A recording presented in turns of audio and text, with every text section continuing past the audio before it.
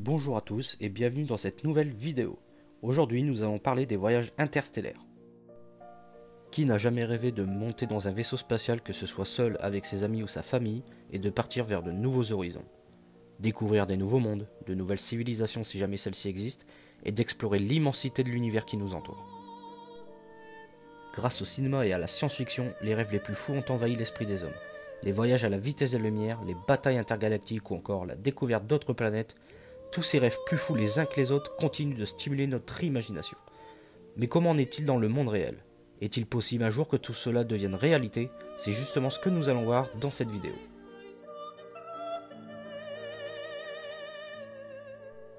Le voyage interstellaire, c'est la capacité d'effectuer un vol spatial entre deux étoiles, à ne pas confondre avec le voyage interplanétaire qui lui consiste à voyager entre les planètes du système solaire.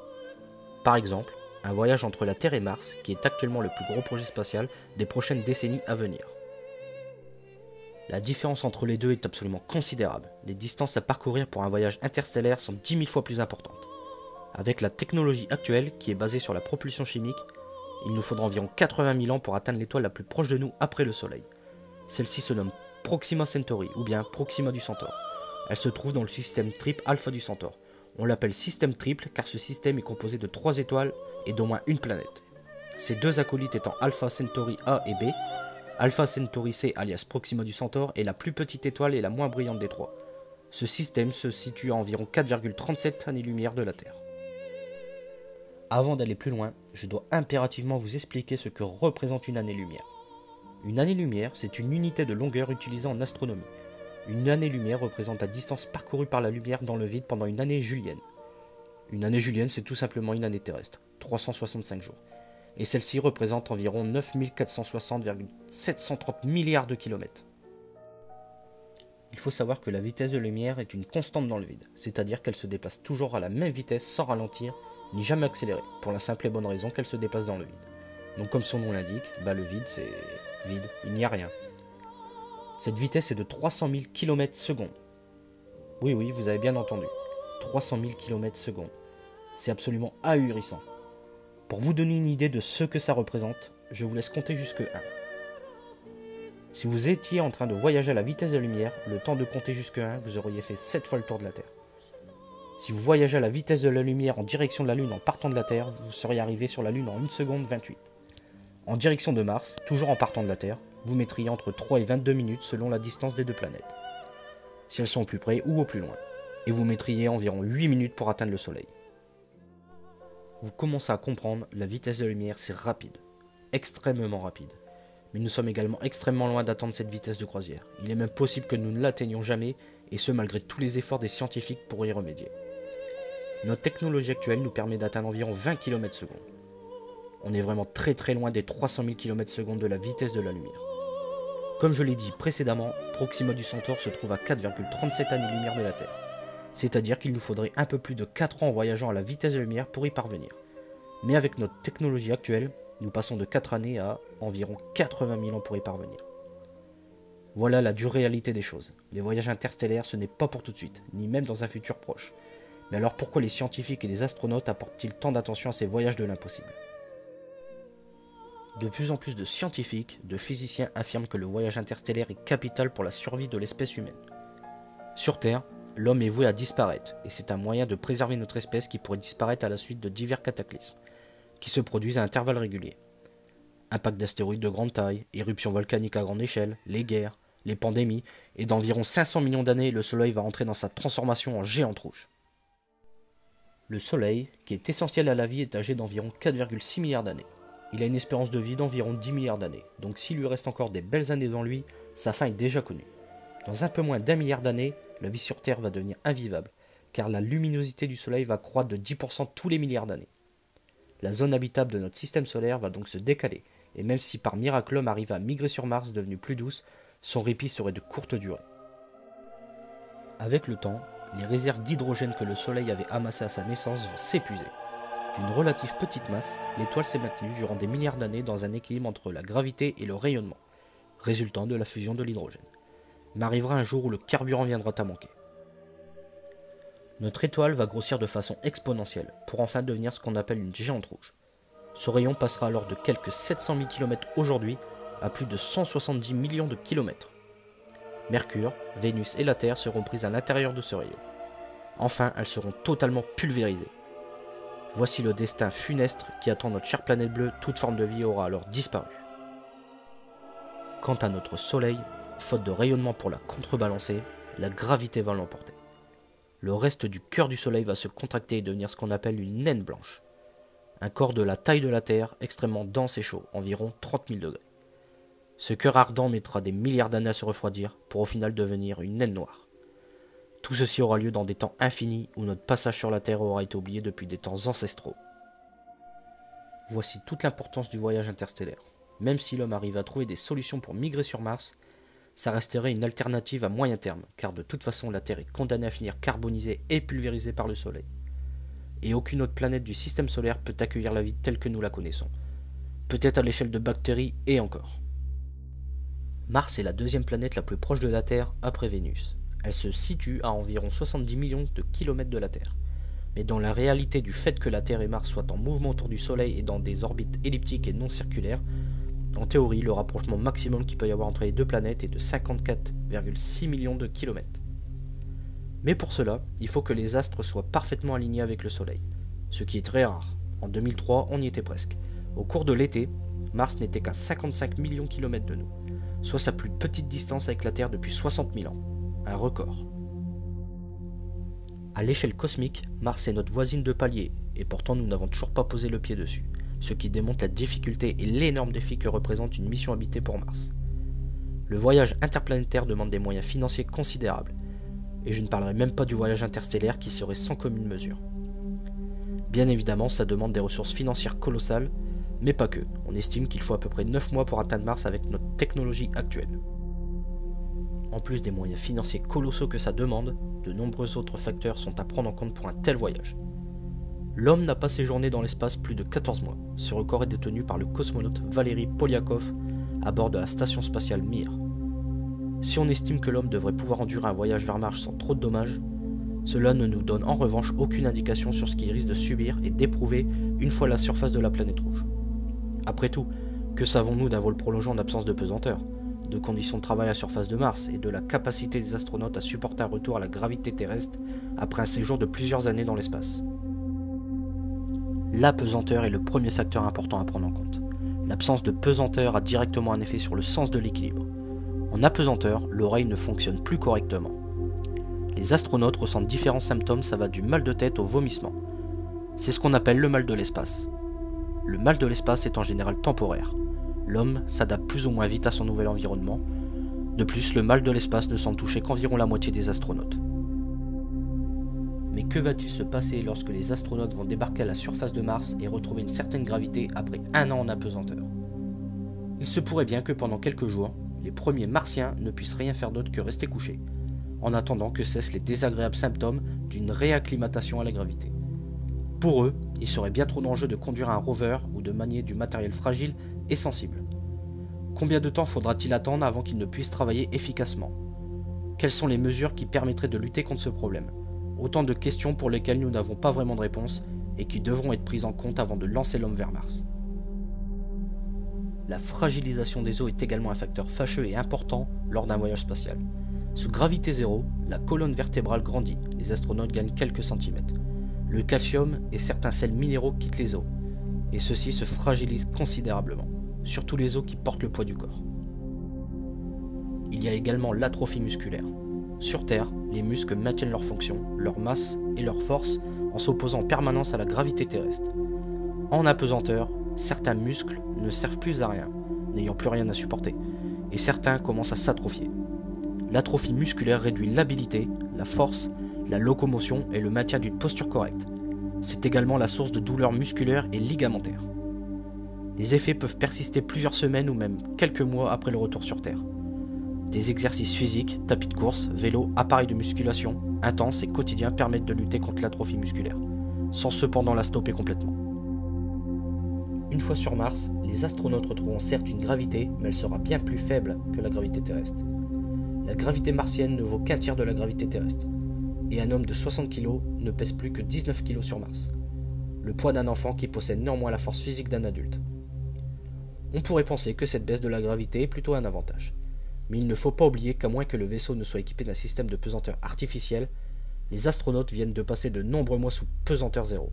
Et le retour à une gravité, même aussi faible que la gravité martienne, sera très dur. Ce sera malheureusement le moment où l'activité physique sera particulièrement intense, car il s'agira d'assembler une future base martienne.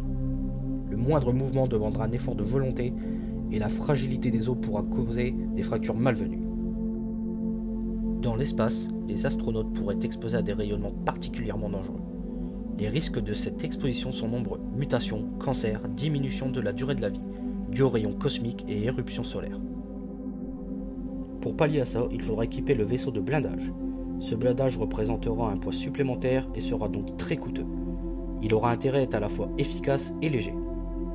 En plus du blindage léger, les réservoirs d'eau ou de carburant offriront une protection supplémentaire. L'équipage pourrait également se relayer pour aller dormir à tour de rôle derrière les boucliers pour une protection accrue. Le facteur humain est également un très gros risque pour un tel voyage. Un environnement sans changement, pauvre en stimulus, conduit à court terme à l'ennui et à toutes sortes de manifestations qui comptent parmi les plus destructrices qui soient pour la cohésion et l'intégrité d'un équipage. La monotonie entraîne dans un premier temps des problèmes de mémoire et de concentration. L'isolement dans un milieu clos a ensuite des effets plus graves au-delà des 30 jours, comme l'ont montré de multiples études dans le domaine du spatial ou dans des environnements bien particuliers, basaltiques, sous-marins. Ont été répertoriés une baisse d'énergie et diminution des capacités intellectuelles, baisse de la productivité et des compétences, une augmentation de l'hostilité envers les collègues et les supérieurs, irritabilité, fatigue, anxiété, repli sur soi, état dépressif, diminution de l'efficacité des communications. Et pour finir, comportement impulsif, réactions psychophysiologiques et psychosomatiques. Une fois l'enthousiasme du départ passé, la monotonie va s'installer avec son cortège de difficultés et de frictions. La vie à bord d'un vaisseau spatial à destination de Mars ne sera pas vraiment une partie de plaisir. Confinement, absence d'intimité, risque permanent de danger, isolation sociale, obligation de supporter les systèmes de survie, mauvaise adéquation des plages de travail et de repos, sommeil perturbé ou pénible, et pour finir, l'état d'apesanteur. L'isolation peut même conduire à des états très dangereux comme des comportements déviants, des excès de violence ou pire. Des procédures devront être mises en place pour faire face à ces problèmes typiquement humains. Le voyage vers la planète rouge pose aussi une inconnue de taille. L'homme, pour l'instant, ne s'est pas éloigné de plus de 380 000 km de la Terre lors des missions vers la Lune. Pour atteindre Mars, il faudra aller 1000 fois plus loin. Qui sait ce qui peut se passer lorsque la Terre ne sera plus qu'un petit point lumineux? L'effacement progressif du globe bleu de notre planète marquera l'instant fatidique où l'équipage se sentira véritablement livré à lui-même. La sélection des membres d'équipage sera particulièrement rude. Les astronautes seront d'abord triés sur leur état de santé et leur résistance physique, mais la santé psychique sera aussi un critère de sélection particulièrement important. Des candidats instables de point de vue émotionnel, présentant des risques d'un point de vue psychiatrique ou avec une faible compatibilité sociale seront directement écartés. Ainsi, les affinités des uns avec les autres compteront beaucoup dans la constitution des équipes finaux. L'équipage pourrait être constitué d'un nombre impair de personnes, histoire de pouvoir toujours prendre une décision à la majorité. D'autres se prononcent pour un équipage pair, 4 ou 6 personnes. Il paraît inconcevable que la première humaine vers une autre planète ne comporte pas de femmes. De plus, les éléments féminins ont un effet modérateur en cas de tension. À cause des distances parcourues et du délai de communication entre Mars et la Terre, l'autonomie du vaisseau spatial devrait être quasi totale. Le vaisseau spatial devra sans doute posséder un système écologique autosuffisant, ou plus simplement des procédés de recyclage de l'eau et des déchets humains pour économiser l'eau, l'oxygène et les rations alimentaires. Tout sera retraité, urine et excréments. L'équipage devra accepter ce recyclage global et y être préparé. Il va de soi que les appareils devront fonctionner avec un haut niveau de sécurité. L'équipage devra avoir à sa disposition un matériel médical de dernier cri, et un membre au moins devra posséder des compétences en médecine et dans le domaine dentaire, peut-être même en chirurgie. La consultation d'un médecin terrestre sera bien entendu toujours possible via la télémédecine, mais pour parer au pire, les compétences devront d'abord être présentes dans le vaisseau. L'équipage devra aussi être préparé à toutes les éventualités, y compris la pire, la mort. Bien entendu, la meilleure médecine reste toujours la prévention, et les futurs martiens auront fait l'objet de sélections rigoureuses où la condition physique et la santé joueront un grand rôle. Comme vous avez pu le remarquer, il y a bon nombre de facteurs à prendre en compte pour un tel voyage, Et pourtant nous ne parlons que d'un voyage sur Mars, une voisine à côté de chez nous à l'échelle cosmique. Imaginez donc ce que représenterait un voyage interstellaire vers un autre système que le nôtre, comme celui de Proxima du Centaure que je vous ai parlé un peu plus tôt dans la vidéo. Si je vous ai parlé de ce système en particulier, c'est parce qu'en 2016, nous y avons fait la découverte d'une exoplanète, Proxima b, qui est une planète rocheuse dans la zone habitable de son étoile, comme l'est la Terre avec le Soleil.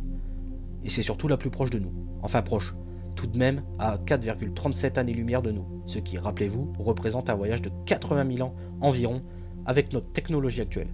Si proche et pourtant si loin.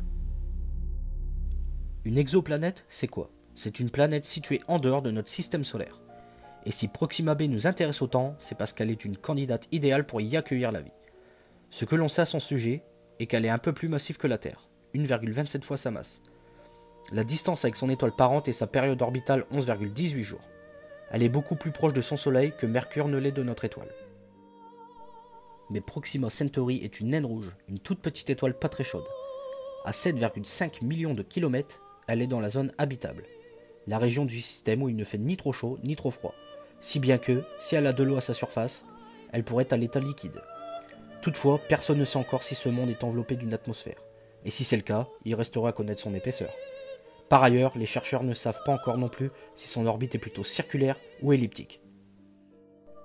Bien sûr, tout ceci n'est pour l'instant que pure théorie, car à cause des violentes éruptions de Proxima Centauri, Proxima b pourrait très bien ne plus avoir d'atmosphère, et ses océans être complètement évaporés par ces terribles éruptions stellaires, et donc annihiler toute chance de pouvoir s'y installer, quand bien même cela serait possible. Aujourd'hui, des exoplanètes, nous en avons recensé un peu plus de 4000, et il est certain qu'il y en a beaucoup plus que nous n'avons pas encore découvert. Mais elles sont également beaucoup plus éloignées que Proxima b, qui est déjà à des distances qui dépassent l'entendement. Vous l'aurez compris, les voyages dans l'espace sont d'une difficulté extrême, tant en termes de ressources financières qu'en termes de moyens humains.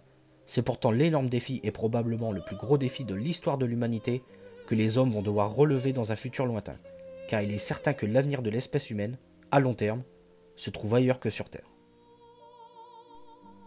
Comme nous l'avons vu au cours de cette vidéo, Proxima b est loin, très loin de nous. Et pourtant ce n'est rien dans l'immensité de l'univers.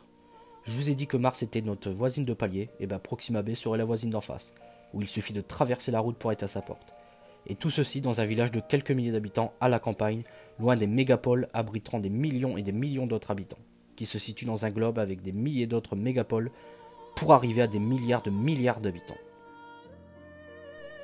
Et tout ceci se passe dans une partie infime de notre galaxie, la Voie lactée, qui est une galaxie parmi des milliards d'autres dans l'univers. On estime qu'il y a environ 200 milliards de galaxies dans l'univers, et chaque galaxie abrite environ quelques 300 à 400 milliards d'étoiles. Dites-vous bien qu'il y a plus d'étoiles dans l'univers observable que de grains de sable sur toutes les plages et déserts qui se trouvent sur Terre, ce qui donne environ 10 puissance 22 étoiles dans l'univers. 10 puissance 22, ça correspond au chiffre 10 et 22 zéros derrière, contre 10 puissance 21 grains de sable sur Terre. L'univers est infini, les distances qui nous séparent de nos voisines sont sans commune mesure avec ce que nous connaissons sur Terre. Et pourtant, l'homme va devoir développer des technologies ingénieuses s'il veut pouvoir un jour aller ne serait-ce que poser le pied sur une de nos voisines. Nous arrivons au terme de cette vidéo, j'espère qu'elle vous aura plu et que vous aurez appris plein de choses en la regardant. N'oubliez pas de vous abonner et d'activer la petite cloche pour ne rien louper des prochaines vidéos.